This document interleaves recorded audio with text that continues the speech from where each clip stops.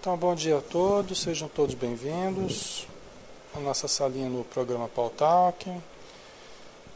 Também quem estiver no Facebook, quem for ouvir o nosso áudio, vídeo depois, também receba o nosso abraço. Nós estamos no capítulo 12 da Perfeição Moral, da parte terceira do Livro dos Espíritos, falando ainda sobre os caracteres do homem de bem, que é o item de hoje.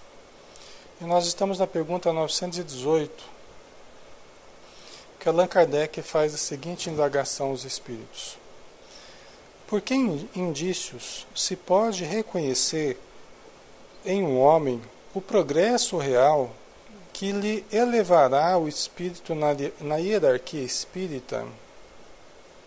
Tá? Por que indícios se pode reconhecer em um homem o progresso real que lhe elevará o espírito na hierarquia espírita? Então, por que indícios a gente pode reconhecer essa pessoa que está realmente caminhando a passos largos aí na senda da evolução e, por conseguinte, se elevar na hierarquia espírita, né? Por que indícios a gente pode perceber isso, pessoal? Até a gente já falou um pouco sobre isso, né? Bom dia, Maristela, seja bem-vinda. Né? O que vocês acham? Quais são os indícios de uma pessoa que está realmente progredindo? A gente reconhece que a pessoa está progredindo e que se elevará, né, na hierarquia espírita. Vamos ver a resposta aqui. O espírito prova sua elevação quando todos os atos de sua vida corporal representam a prática da lei de Deus e quando antecipadamente compreende a vida espiritual. Tá? Uma resposta um pouco curta aqui, mas o necessário para a gente compreender, né? O espírito prova sua elevação quando todos os atos de sua vida corporal representam a prática da lei de Deus. Tá? É claro que nós não podemos querer que a pessoa, de uma hora para outra, né, no estalar de dedos, passe todos os atos da vida dela a serem a prática da lei de Deus. Não é assim que funciona, né? Nós vamos incorporando uma prática, nós vamos exercitando uma prática das leis de Deus, juntamente com atitudes ainda equivocadas, juntamente com uma prática, uma reação, às vezes, mais emocional, mais desequilibrada. Então a gente oscila entre o equilíbrio e o desequilíbrio, né, pessoal? Quem de nós pode dizer que, embora esteja estudando o Evangelho, o Livro dos Espíritos e demais livros aí do Espiritismo, vive 100%, né, em todos os atos da sua vida? A gente tem boa vontade, né? A gente tem boa vontade e procura agir certo, né? E boa parte das vezes a gente age corretamente, porque a gente já é movido por uma boa vontade. Só que, infelizmente, o mal que a gente não quer, esse a gente ainda faz, né? O mal que a gente não quer, esse a gente ainda faz, de vez em quando, né? Até inconscientemente. Então, não é de uma hora para outra, né, que a gente se transforma, né? Mas eu quero dizer assim, nós já estamos caminhando para uma melhoria, nós estamos melhorando, tá? Nós estamos evoluindo. Nós não precisamos esperar que todos os nossos atos sejam atos da prática da lei de Deus para que nós venhamos a evoluir. A evolução, ela vai se dando justamente com a mudança da nossa prática, nessa luta diária, né, Maria? Então, tá? E, além dessa prática da lei de Deus, inclusive se refletindo nessa prática da lei de Deus, quando antecipadamente compreende a vida espiritual, né? Então, os Espíritos colocaram essas duas situações aqui, quando a nossa prática, a nossa vida, os nossos atos na vida corporal representam a prática da lei de Deus, e quando antecipadamente compreende a vida espiritual. Porque é como diz o Evangelho, primeiro a mente se ilumina e depois o coração segue a mente que se iluminou, né? Primeiro nós compreendemos e depois nós nos transformamos, né? Nós não vamos buscar algo que nós não compreendemos ainda. Primeiro nós enxergamos, depois nós realmente mudamos os nossos atos, adequando-nos àquilo que nós já passamos a enxergar, né? A sequência da nossa mudança é essa, né? Então, a persistência, né, Maria? Né? Então, é isso aí, né? Essa foi a resposta, né? O Espírito prova a sua elevação quando todos os atos de sua vida corporal representam a prática da lei de Deus e quando antecipadamente compreende a vida espiritual. Tá? Bom dia a todos que estão chegando, Assis, Silvia, Poliana, Silvia, Marcinha, Kemi, Marcinha Cortes, um abraço. Tá? Então, vamos lá, né? Mas nós há que respeitarmos, né, o nosso estágio atual, né? Nós não somos perfeitos e é progressivo, né? É progressivo, a nossa melhoria é progressiva. Nós temos que entender isso, pessoal, até para nós não ficarmos nos martirizando, porque a ideia de perfeição tem martirizado muitas pessoas. Né? A ideia de perfeição. A Joana de Anjos fala assim, olha, o nosso real objetivo aqui na Terra não é ficar perfeito aqui na Terra, porque nós não vamos ficar perfeitos de uma hora para outra. É nos planificarmos, né? E irmos estruturando a nossa felicidade, irmos equilibrando as nossas emoções no dia a dia, passo a passo. Tá? É lógico que nós estamos caminhando para um aperfeiçoamento, mas tem muita gente querendo uma perfeição assim, né, de uma hora para outra, né? Até a gente chama isso a síndrome da perfeição imediata, né? É um conjunto de sintomas que caracteriza a pessoa que está buscando a perfeição imediata, que não vai acontecer, né?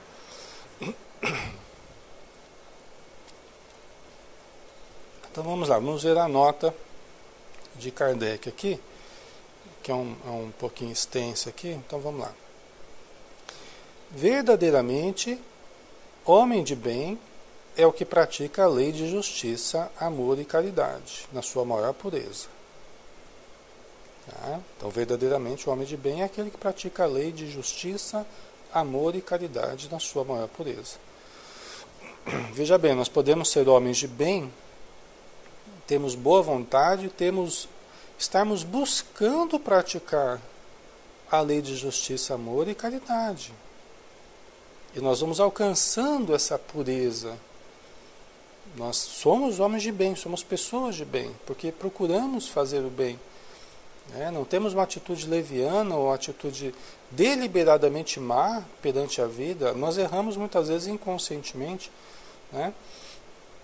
Então, o que eu quero tirar daqui, pessoal, é só aquela questão de uma idealização que tem nos afastado, na verdade, da possibilidade de nos melhorar. Acho que a gente precisa ter essa ideia, né?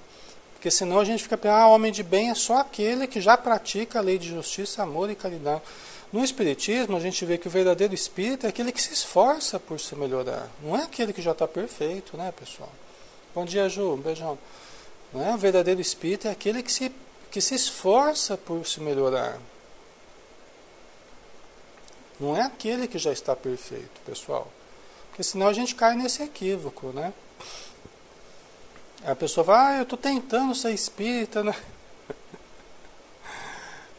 Eu sou muito falho, então estou tentando ser espírita. Falo, todos nós, mas se nós estamos nos esforçando, nós já somos espíritas, podemos nos dizer espíritas, né? Se estamos nos esforçando, né? Então, né, conforme a gente viu, né? No próprio Espiritismo, né? Se interrogar a própria consciência sobre os atos que praticou, perguntará se não transgrediu essa lei, se não fez o mal, se fez todo o bem que podia, se ninguém tem motivos para dele se queixar. Enfim, se fez aos outros o que desejara que lhe fizessem. Então aqui a gente vê assim que a importância não é de constatarmos a perfeição em nós, mas a importância de refletirmos o que nós podemos fazer de melhor. Se nós estamos fazendo melhor, ou se não estamos, em que podemos mudar. Essa reflexão, né? Que os espíritos os espíritos do Allan Kardec, né? Essa aqui é uma nota de Allan Kardec, tá?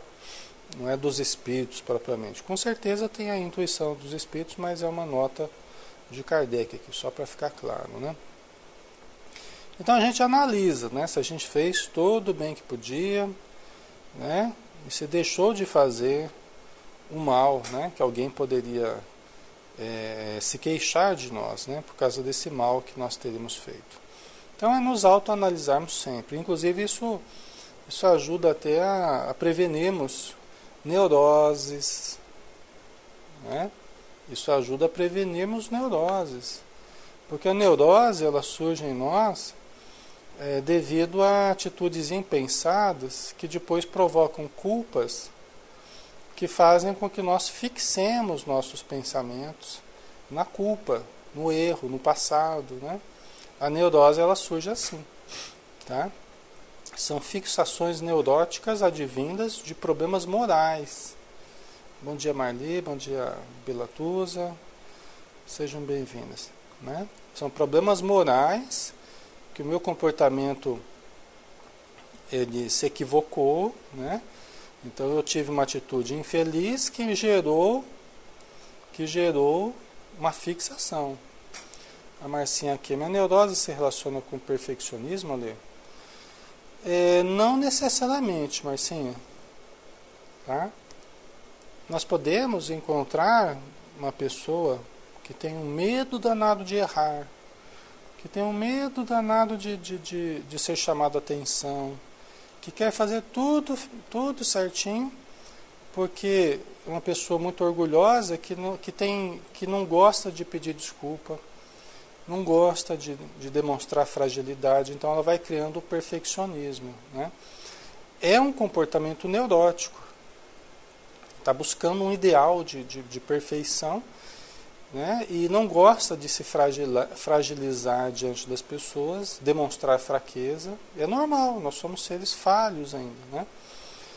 Então, mas nós podemos ter neuroses que não se baseiam no perfeccionismo, né, Marcinha? Nós podemos ter neuroses aí que se baseiam apenas na culpa, né? Num erro praticado, num problema moral que foi vivenciado, né? Porque isso é normal, veja bem. Nós temos uma consciência que nos alerta, olha, eu errei feio. Nós temos essa consciência do erro, isso é normal. Aliás, isso é bom, é desejável, né? Isso é desejável. Se eu vou ficar me culpando ou não, aí já depende como eu lido com a culpa. A culpa, ela pode ser uma fuga. Aliás, a culpa é uma fuga, é sempre uma fuga, né? O arrependimento é saudável. O arrependimento é a constatação do erro. Agora, ficar se culpando já entra num processo neurótico de fixação no erro e somente no erro. Geralmente a pessoa não analisa o mal que fez de verdade, não analisa o que pode mudar, não analisa os efeitos daquilo que fez e acaba criando uma neurose. É um lidar mal com a culpa, entendeu? É um lidar mal com a culpa. Então nós podemos ter aí vários tipos de neurose, né? A pessoa só se fixa na culpa. Porque ela foge. É o ego que está fugindo. Fugindo do quê? Fugindo da constatação real daquilo que aconteceu. Tá? Quando nós analisamos honestamente, quando nós analisamos os efeitos da nossa atitude, em que se caracterizou a nossa atitude, o que eu posso fazer para mudar, tá? Gente, não há culpa. Há constatação do erro, mas não há culpa. Por quê? Porque quando eu me determino a mudar, imediatamente eu estou saindo da culpa. Por isso que a gente fala que a culpa é a vontade de fazer de novo. E enquanto a pessoa manifesta a vontade de fazer de novo, porque ela não analisou de fato aquilo que ela fez, a culpa continua existindo como que um mecanismo autopunitivo. Porque a vontade de fazer de novo continua. Entendeu?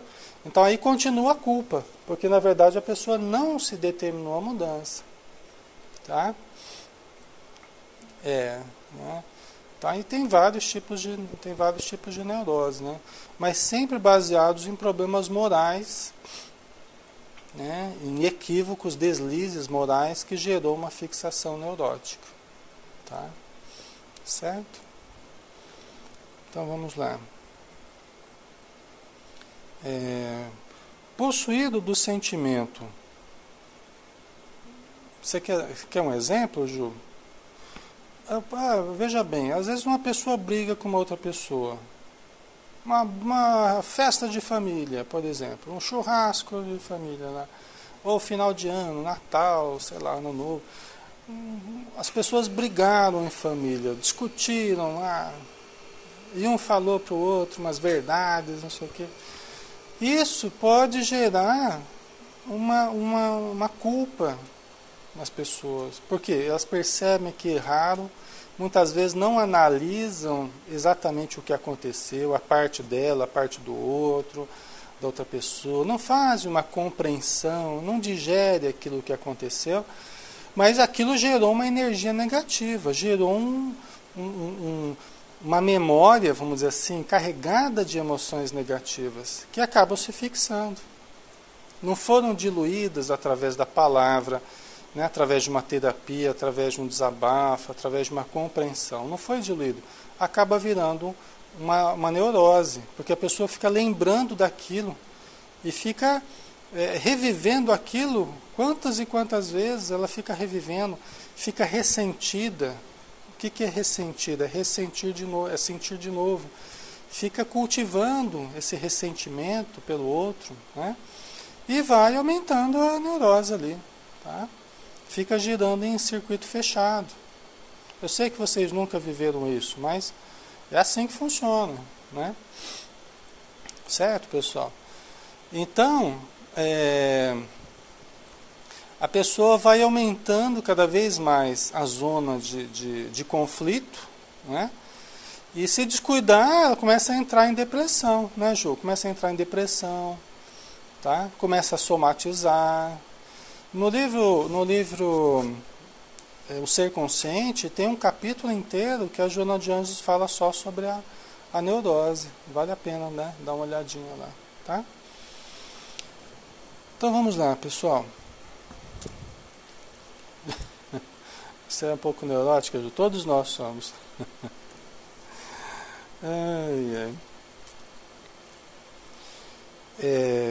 Possuído do sentimento de caridade e de amor ao próximo, faz o bem pelo bem, sem contar com qualquer retribuição, e sacrifica seus interesses à justiça.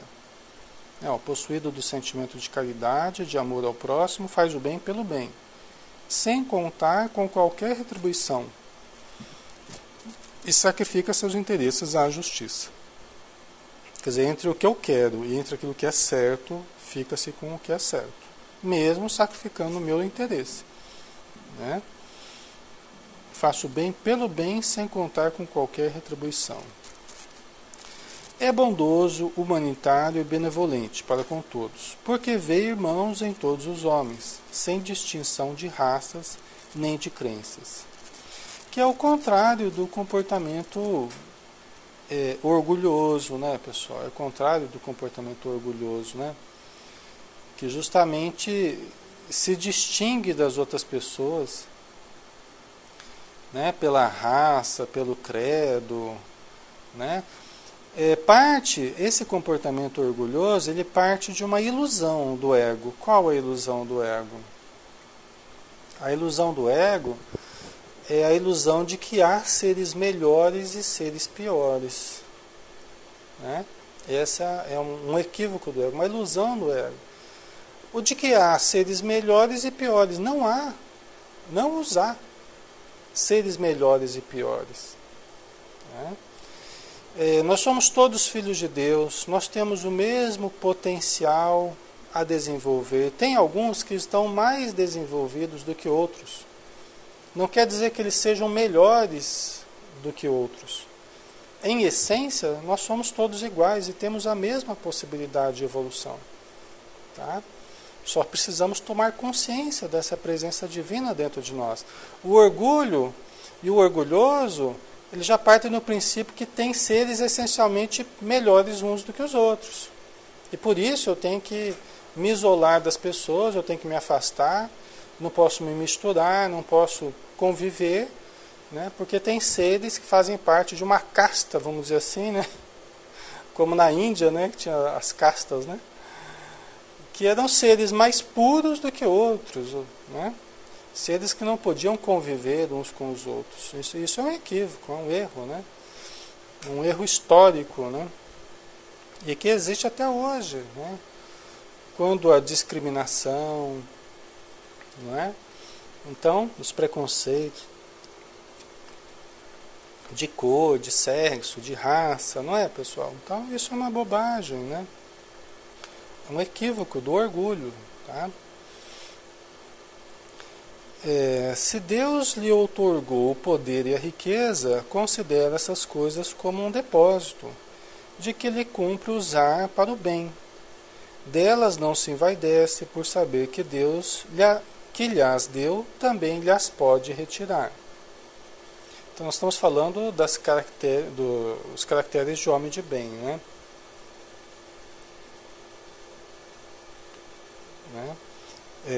Dos caracteres de homem de bem. Então aqui, agora o Allan Kardec focou na questão do poder e da riqueza, né?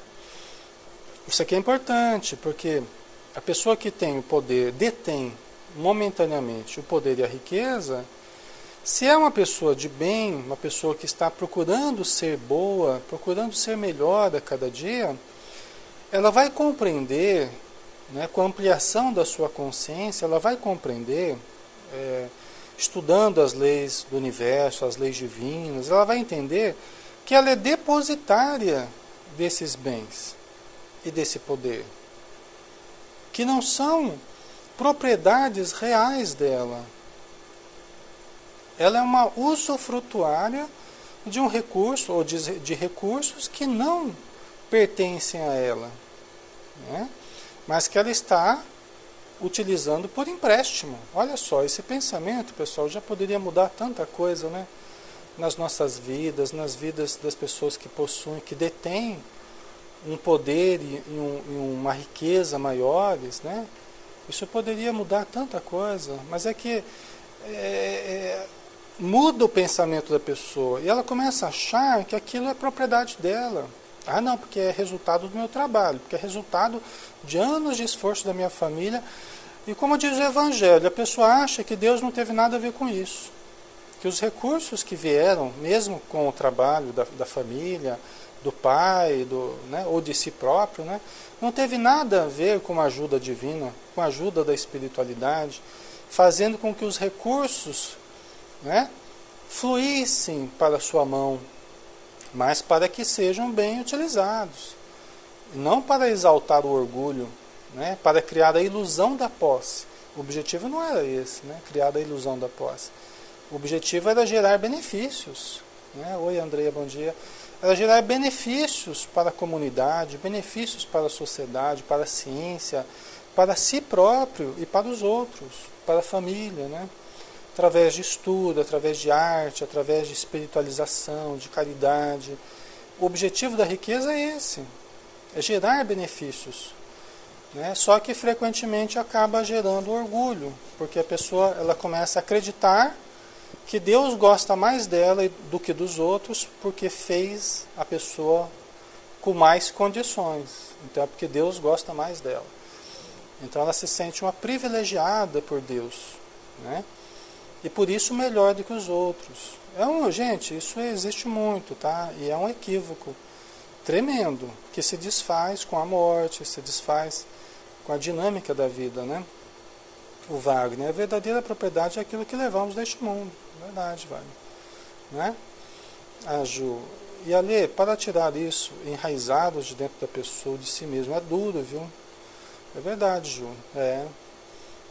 Muitas vezes só a dor, a perda, a frustração, né, que vai fazer a pessoa repensar nesse tipo de atitude. A doença, né, porque diante da iminência da perda de saúde, a iminência da perda da vida, né, muitas vezes a pessoa começa a questionar, fala, puxa vida, né, achava que eu era, né, indestrutível, que essa vida boa ia durar para sempre, né, que os recursos iam ficar nas minhas mãos para sempre. Quantas vezes nas reuniões mediúnicas a gente encontra esse tipo de consequência, né, onde as pessoas usufruíram somente para si e se deparam com a morte destruindo seus castelos de areia, né? Sim, porém, ainda há muitos que usam isso equivocadamente, o que é uma lástima, é verdade, Wasser, né? Assim como há muitos que usam de uma forma muito boa, né? Compreendem, você percebe que a pessoa continua humilde, continua uma pessoa simples e sempre preocupada em ajudar, sempre preocupado em converter seu tempo, seu dinheiro, seu poder em algo que gere benefícios, né? Então, é o melhor uso que a gente pode fazer, né? O Wagner, adquirir bens materiais é consequência, não objetivo da vida. Isso, exatamente, Wagner. Principalmente se a gente tem um sonho de realização positivo, né, humanitário, a melhor forma, melhor justificativa para se querer adquirir algo, né? Mas a gente vê que, mesmo assim, frequentemente o foco não é exatamente esse, né? Mas é ajudar, e os recursos acabam surgindo, pelo que a gente percebe, né?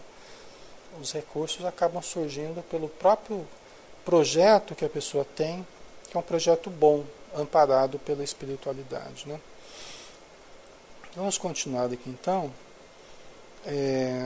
Se sob a sua dependência a ordem social colocou outros homens, trata-os com bondade e complacência, porque são seus iguais perante Deus. Usa da sua autoridade para lhes levantar o moral, e não para os esmagar com o seu orgulho. Tá? Então aqui, né, a questão mais propriamente da hierarquia, do poder, né, que a gente pode usufruir, que o ser humano pode usufruir durante a existência material e que é também um talento assim, como na parábola dos talentos, é um recurso que a gente recebe. Tudo que a gente tem, pessoal, são recursos, né? A parábola dos talentos, ela pode ser entendida dessa forma, né? A família é um recurso que a gente usufrui. Ora, a gente tem família, a gente pode perder a família. O dinheiro, a beleza, a saúde, o trabalho, a religião, tudo isso que a gente usufrui são recursos que a gente tem momentaneamente e que pode ser tirado da gente. Tá? Pode ser tirado. Tem pessoas, pois é, a história de Jó, né? Na Bíblia, né? É isso mesmo, né? Deus me deu, Deus me tirou, né? Bendito seja Deus, né? Quer dizer, ele soube, tanto na riqueza quanto na pobreza, ele soube ser fiel a Deus, né? É isso aí, Jó, né? Por isso que a paciência de Jó, né, a gente fala, né? Porque passou por várias dificuldades e continuou paciente, né? Fiel a Deus, né? É isso aí. Então é um exemplo mesmo pra gente, né? Então tem pessoas, por exemplo, que terminam a existência material na pobreza, na doença, na solidão, não é? Então isso é uma prova de que nós podemos viver toda essa abundância de recursos e nós pode ser retirado isso da nossa vida, por uma necessidade que eu tenha, que vocês tenham. Tá? Não é isso que a gente deseja, mas se for uma necessidade, né, que nós tenhamos, isso pode acontecer conosco, não é? A Ju, nessa história, o que me dava nos nervos era uma amiga evangélica minha, quando novinha, diziam: depois Deus deu tudo de novo a Jó. Mulher mais bonita, filhos mais bonitos e mais riqueza. Né? Que pode acontecer também, né? Que pode acontecer também. Você veja como é que é a dinâmica da vida, né? Às vezes isso é interessante para a gente passar, a gente entender que a gente passa por situações que são transitórias. Podemos ser abandonados, podemos ser lesados, né? Mas veja bem, isso aqui é até uma prevenção, justamente daquele comportamento neurótico. Diante de um problema que nós sejamos lesados, abandonados, tal, a gente pode se vitimizar e se fixar no ódio, no rancor, na mágoa, e dizer assim: olha, aquela pessoa acabou comigo, aquela pessoa me destruiu, aquela pessoa não sei, e fica lá sofrendo, e fica acusando, e fica se vitimizando o resto da vida. E fica gerando neurose, né, fixação.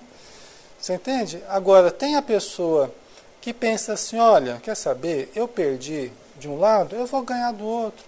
Se eu perdi, se a pessoa me prejudicou, Deus vai me dar em dobro isso. Eu vou continuar tendo fé, eu vou continuar trabalhando com amor, eu vou continuar caminhando para frente. E eu sei que a vida vai me dar, né, aquilo que eu preciso. É a pessoa que ao invés de ouvir a insegurança, ela dá ouvidos à segurança. Né? O problema é exatamente se a pessoa fica só presa a coisas materiais, né, J. Mário? Isso é verdade. Né? Se ela só fica presa a coisas materiais, né, só pensando em termos materialistas, às vezes ela não, na verdade, ela não aprendeu com a situação, né? Porque às vezes os problemas que surgem é justamente para a gente tirar um pouquinho o foco, né, só da questão material, né?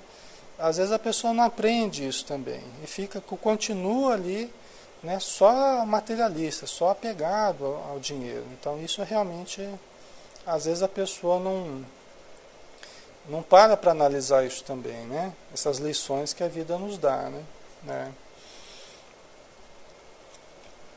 Então vamos lá, vamos continuar aqui para a gente terminar esse tópico, né? Falava da autoridade, né? Até porque essa questão da autoridade, hoje a gente está coordenando, hoje a gente está dirigindo, hoje a gente está com uma posição de autoridade ou com um poder de influenciação, amanhã nós estamos submetidos a uma outra situação.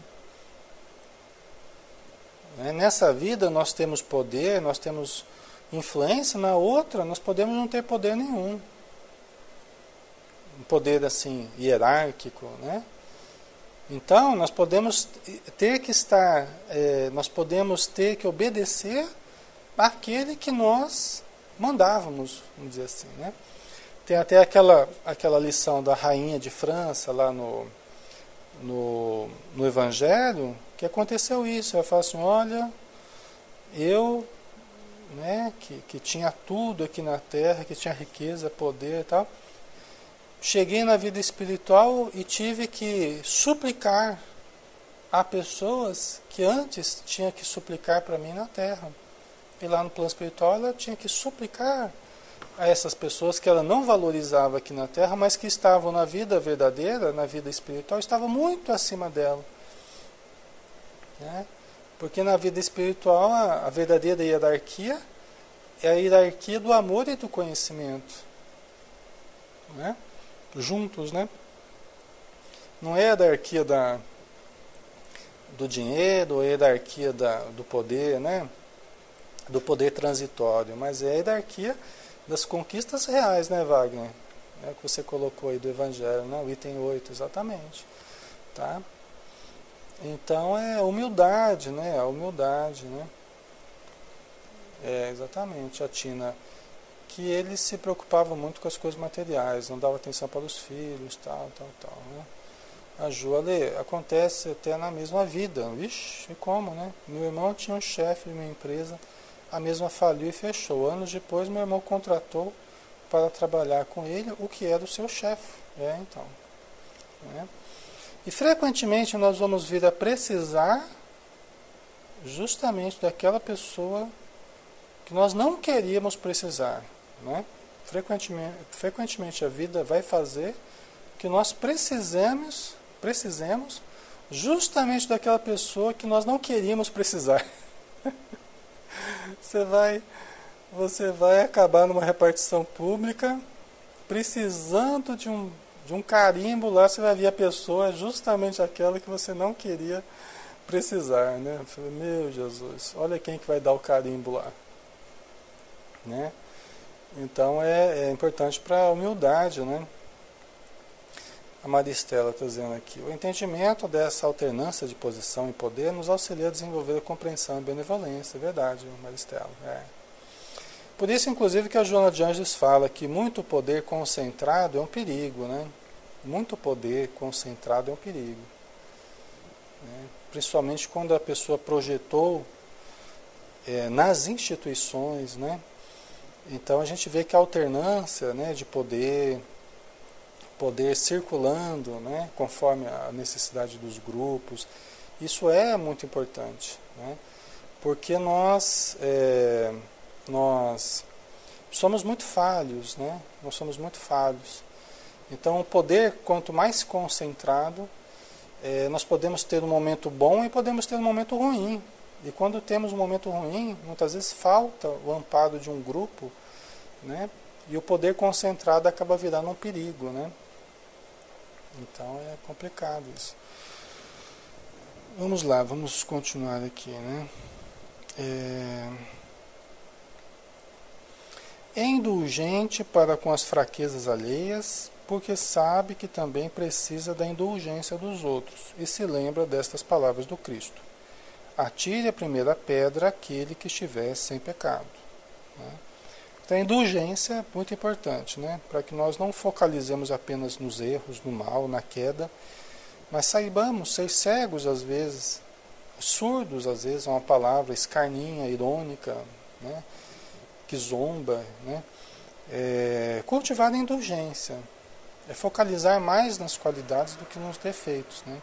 É lógico que nós não vamos deixar de ver os defeitos, não vamos deixar de ver o mal quando ele exista, vamos ver a vida só cor-de-rosa. Isso seria até inconveniente, como diz o Evangelho, né?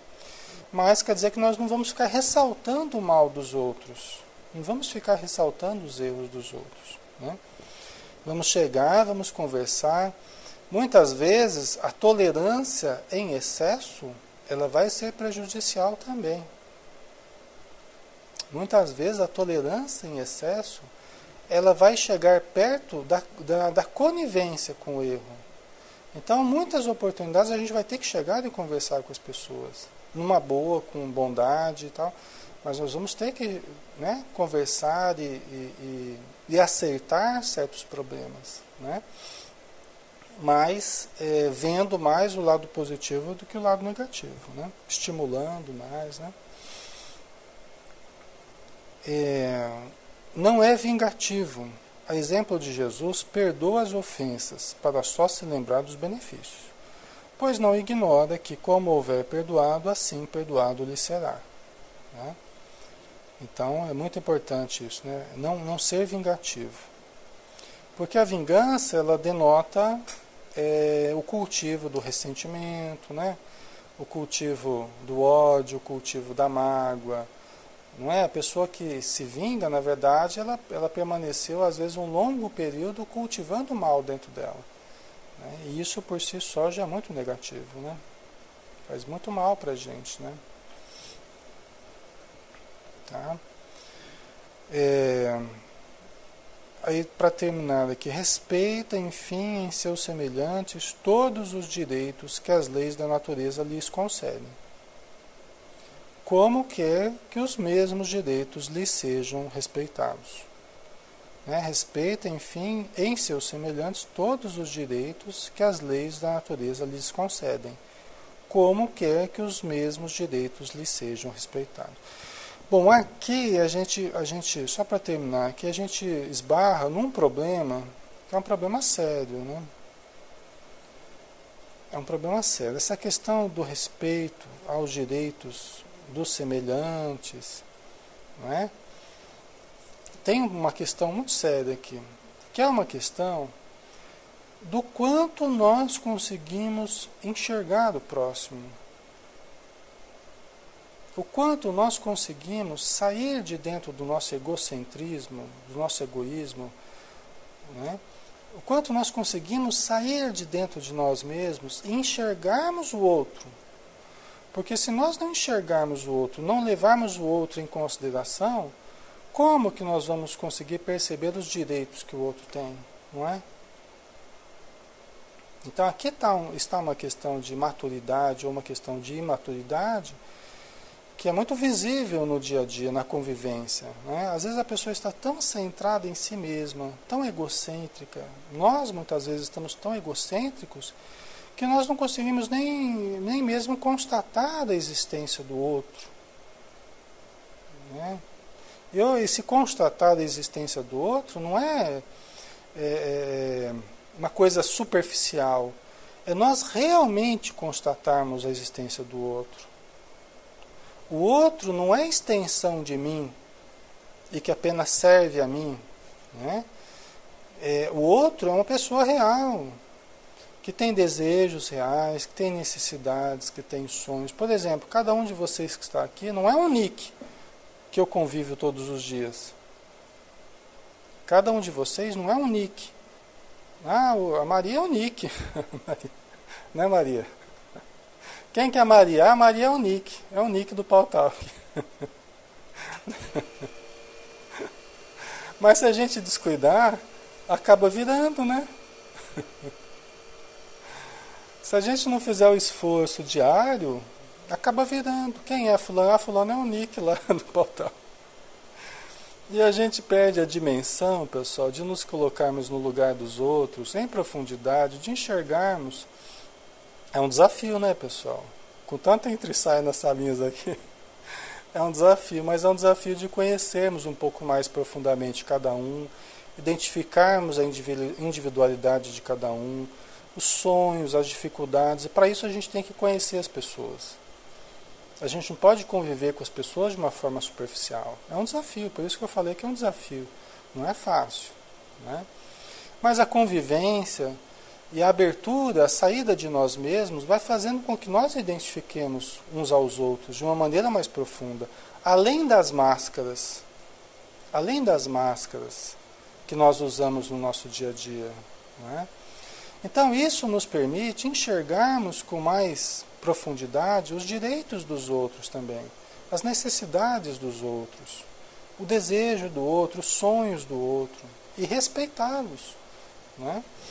Então eu entendo assim que sem uma convivência mais profunda, sem um conhecimento mais profundo uns dos outros, fica praticamente inviável realmente nós conhecermos as pessoas em profundidade e realmente exercitarmos esse respeito mútuo, né, aos direitos alheios. Né? Fica mais difícil que isso aconteça. Né? A Maristela está dizendo, penso que sem o autoconhecimento que me faz ver as minhas mazelas, não terei compreensão das dificuldades alheias. Está aí uma coisa importantíssima também, né, Maristela? Né? Acho que básica, né? Sem o autoconhecimento que me faz ver as minhas mazelas, não terei compreensão das dificuldades alheias. É verdade. Né? É isso mesmo. São dois movimentos aí, um movimento para dentro de autoconhecimento e um movimento para fora de conhecimento do outro. Né? São dois movimentos complementares. É isso aí. Isso mesmo. Muito bem, pessoal. Nós terminamos aqui esse comentário de Kardec, né? Aí vamos ver daqui. Vocês querem entrar na próxima pergunta? O próximo tópico aqui é o conhecimento de si mesmo, né? Conhecimento de si mesmo. Aí depois tem uma pergunta longa, uma resposta longa aqui de Santo Agostinho, né? Em que ele vai justamente trabalhar aquela questão do autoconhecimento, né? Então vamos lá. Conhecimento de si mesmo, pergunta 919. Qual o meio prático mais eficaz que tem o homem de se melhorar nesta vida e de resistir à atração do mal? Qual o meio prático mais eficaz que tem o homem de se melhorar nesta vida e de resistir à atração do mal? O que vocês acham, pessoal? Como é que a gente faz para a gente se melhorar nessa vida e para a gente resistir ao mal? Qual o meio prático que a gente pode usar para fazer isso? Né? A Maria colocou, a gente acabou de falar, conhecer-se a si mesmo. Né? A Val, o exercício da caridade. A Poliana, estudar para saber tomar decisões. O que vocês acham? Qual o meio prático mais eficaz que tem o homem de se melhorar nesta vida e de resistir à atração do mal? Vamos ver a resposta aqui então. Um sábio da antiguidade vô-lo disse: conhece-te a ti mesmo. Né? Que era uma inscrição que estava na entrada do templo de Delfos. Né? Era uma frase porque as pessoas elas acorriam às consultas, às sibilas, né? Consultar o deus Apolo, o deus do conhecimento, e consultavam as sibilas, as médiuns, né, para entrar em contato com Apolo. Tal. E para esse templo de Delfos, iam muitas pessoas buscando soluções, problemas afetivos, problemas políticos, problemas econômicos. Então muitas pessoas iam para o templo de Delfos, né? E ali então eles colocaram conhece a ti mesmo como uma indicação para que as pessoas não transferissem tanto, né? Não transferissem a responsabilidade do rumo das suas vidas para os outros, para o deus Apolo, para as sibilas, as médiuns lá, mas buscassem dentro de si mesmos, né? Então era uma indicação já de uma atitude saudável, né, de buscar a informação dentro de si e não nos outros, né, transferindo a responsabilidade para os outros. Né. O J. Amado, pensar sempre, se vier um pensamento de fazer o mal a alguém, pensar assim, isso não é coisa de Deus. Né. Então, qual o meio prático mais eficaz que tem o homem de se melhorar nesta vida, de resistir à atração do mal? Um sábio da antiguidade vô-lo disse: conhece-te a ti mesmo. Né? Agora, por quê? Por que conhecermos-nos a nós mesmos, vai fazer com que a gente se melhore e resista à atração do mal? Por quê, pessoal?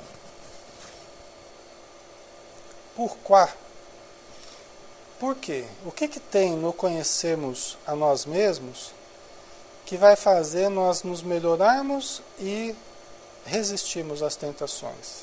Resistirmos à atração do mal? Por quê? Por quê? A Maria, conhecendo a nós mesmos, podemos discernir melhor as atitudes. André, porque entendemos no que precisamos melhorar. Isso, exatamente. Porque a gente conhecendo a gente mesmo, né, André, a gente tem uma consciência mais clara, a gente enxerga melhor, né? A gente adquire uma visão interior das nossas dificuldades. Porque como é que a gente vai mudar aquilo que a gente não enxerga, não é? Como é que a gente vai querer transformar aquilo que a gente nem vê que está existindo dentro da gente, não é, pessoal? Exatamente. Primeiro precisamos do diagnóstico para depois tomarmos a medicação. Aí no caso moral, né? Comportamental, emocional, né? Exatamente. Ah, pessoal. Por isso que tornarmos-nos conscientes, adquirirmos uma autopercepção, uma autovisão, uma autoconsciência é fundamental para nós nos autodesenvolvermos. Para nós nos autodesenvolvermos. E não é apenas A Cida, muitas vezes achamos que não temos defeitos. Pode ser. A pessoa que se recusa, né, a se questionar, a se autoanalisar, geralmente ela não quer ver aquilo que ela tem dentro de si. E também aí entra uma outra coisa, né, pessoal? Aí entra uma outra questão. Talvez até mais importante ainda, é conhecer a presença divina dentro de nós. Então, autoconhecermos a nós mesmos, significa, acima de tudo, conhecer o Deus interior, que a Joana de Ângeles diz que é a maior descoberta da atualidade. Passa a ser até mais importante do que a detecção de defeitos. Porque ainda detectar defeitos é detectar vazios, que desaparecerão à medida que nós vamos identificando o potencial superior que nós temos. Se nós detectamos esse potencial superior através do autoconhecimento e vamos desenvolvendo esse potencial, os vazios vão desaparecendo. O que nós chamamos de defeitos, que são a expressão do vazio, vai desaparecendo. Tá? Então, olha a importância disso, né, pessoal? Olha a importância do conhecermos a nós mesmos, né, Maria? Isso aqui é muito importante. Né? Tem pessoas que detectam defeitos, mas só fica focado nos defeitos. Só fica sofrendo pela falta. Não vai adiantar eu ficar sofrendo pela falta? O que vai adiantar é eu desfazer a falta. Né? A falta vai continuar sendo falta, ausência, vazio, enquanto eu ficar apenas concentrado na falta. Eu posso brigar, eu posso espernear, eu posso xingar, eu posso fazer tudo o que for, mas vai continuar faltando aquilo que falta. Como é que eu vou desfazer a falta? É desenvolvendo, é preenchendo. Né? Aquilo que antes faltava passa a existir algo real. O que é real? O bem é real, a luz é real, o amor é real. É isso que eu preciso buscar. Né? Então, enquanto eu me detenho na falta, eu continuo sofrendo. Agora, quando eu me movo no sentido de preencher a falta, adianta, por exemplo, eu brigar comigo mesmo se eu detecto que eu sou ignorante? Alexandre, você é muito ignorante, Alexandre. Aí eu detecto que eu sou ignorante. Vamos supor, né? Adianta. Estou brincando, o certo é ignorante, né? Mas adianta ficar brigando... Adianta ficar brigando comigo mesmo? Ai, Alexandre, você é muito ignorante, né? Adianta? Não adianta. O que adianta é eu me mover no sentido de adquirir conhecimento. Não é? Adquirir conhecimento. Assim com todas as outras dificuldades que a gente percebe. A gente pode detectar, está havendo essa dificuldade. Não adianta eu ficar brigando comigo porque está havendo essa dificuldade. O que adianta é eu fazer coisas ou adquirir conhecimentos que me ajudem a vencer e a gerar uma atitude diferente. Isso é que adianta. Né? Então é uma mudança de estratégia, na verdade. Né? Certo? E aí, pessoal, só para a gente terminar, vai ter uma palavrinha que vai ser determinante. Tem uma palavrinha que vai ser determinante, vai ser fundamental aí nesse processo. Tem uma palavrinha que vai ser fundamental, que é a vontade. A vontade. Né? A vontade vai ser o fator determinante. Tá? Eu percebi que existe uma falta, eu detectei que é possível preencher essa falta, mas o que vai me fazer eu conseguir isso tudo? A minha vontade. A energia que eu invisto no sentido de ser melhor a cada dia. Sem essa vontade positiva, fica difícil a gente fazer a mudança que precisa ser feita. Né? Gente, então vamos dar uma paradinha aqui, já 9 horas. Aí semana que vem a gente pega da subpergunta. Tem uma subpergunta A, da pergunta 919, né? Aí tem uma resposta grande, que é aquela resposta lá do Santo Agostinho que a gente vai estudar então. Tá bom? Gente, muito obrigado pela presença, pelo carinho de todos, tá? Pela ajuda aí na área de texto. Desculpa as coisas que a gente não conseguiu responder, mas é que é muita coisa e o tempo é escasso, tá bom?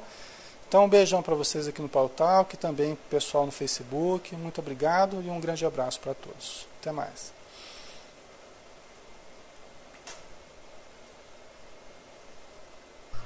Obrigado, Ana.